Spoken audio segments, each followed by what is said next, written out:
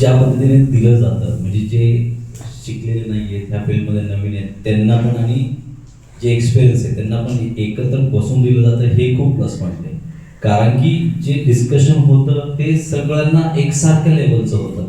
म्हणजे असं नाही की त्यांनाही असं वाटत नाही की बाबा ह्यांना जास्त नॉलेज आहे, ह्यांना काय वेगळं ट्रीट केलं जातं, आम्हाला कमी नॉलेज आहे त्यांना कमी ट्रीट. बट ही संस्था जी किंवा हे जे तुम्ही ट्रेनिंग घेताय सगळ्यांना एकत्र आणि समोर घेऊन, हे खूप सुंदर पद्धतीने होते. कारण कसं एकमेकांच्या शंका, जसे की ज्वेलर्सवाले आहेत समजा, त्यांच्या शंका आहे ते तुम्हाला डायरेक्टली विचारतात, त्यामुळे ह्यांना पण ते ट्रान्सपरंटली कळत आहे. असं नाही की काय हाय, म्हणजे सगळ्या गोष्टी जसं की व्हॅल्युएशन जे आता दागिन्यांमध्ये जे पारंपरिक पद्धतीने चालतं.